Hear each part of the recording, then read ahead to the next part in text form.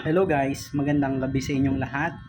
Ngayon na naman, nandito na naman ako upang turuan kayo o nandito na naman ako para turuan kayo sa salitang Bisaya. So ngayon, nais ko lang ipaalala at nais ko lang din sabihin sa inyo na halos lahat naman ng language o lahat ng lingwahe ay kailangan na maintindihan mo ng lubos kung bakit mo ito kailangang matutunan. Siyempre, ang panguna talaga dyan lahat ay kailangan mo yung komunikasyon na kung saan halimbawa ay mapunta ka sa kanilang lugar, marunong ka sa salita nila at di ka mahihirapan upang makipag-communicate o makipag-usap sa kanila.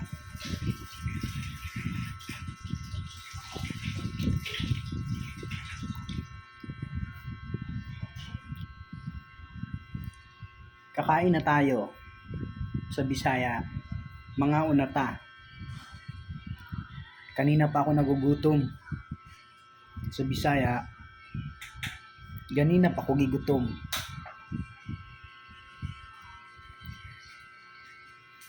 Ano ba ang ulam ninyo? Sa Bisaya, unsa may sudan ninyo? Unsa may sudan ninyo?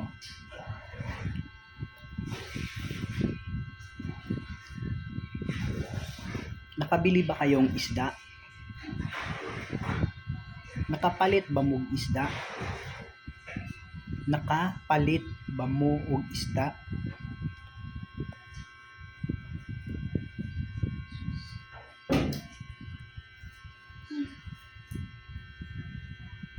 Wala akong ganang kumain. Wala man ko'y ganang mukaon.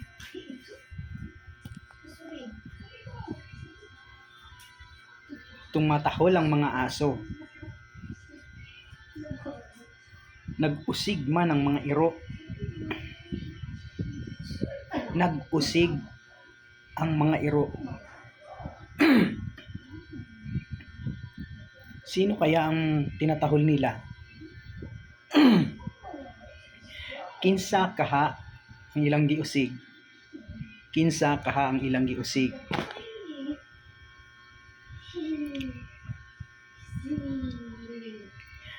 Naa siguro'y tawo sa gawas.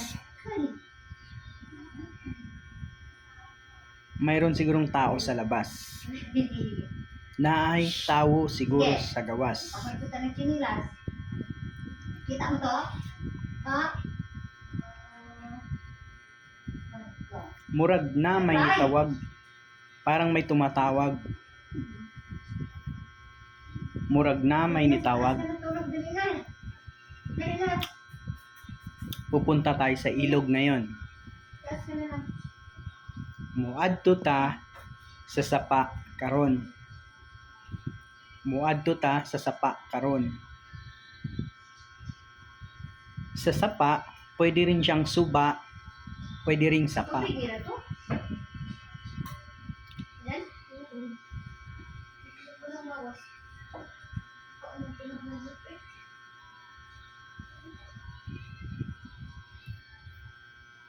Ang init ng panahon ngayon. Kaalimuot jud sa panahon karon. Para yatang uulan. Murag muuwan man siguro. Murag muuwan man siguro.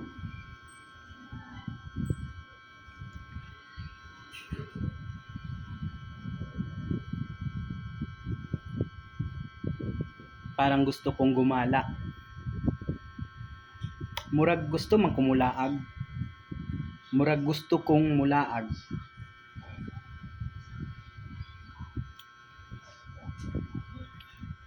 Aakyat yata ako sa bundok.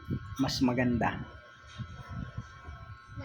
Musaka man siguro ko sa bukid. Murag mas nindot. Musaka ko sa bukid.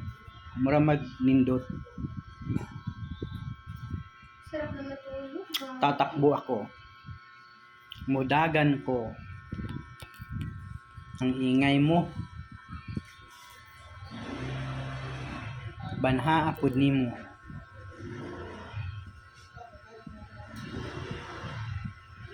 So hanggang dito na lang guys, sana may matutunan kay kahit kunti. Front camera preview. With back button. Window navigation bar. Bye.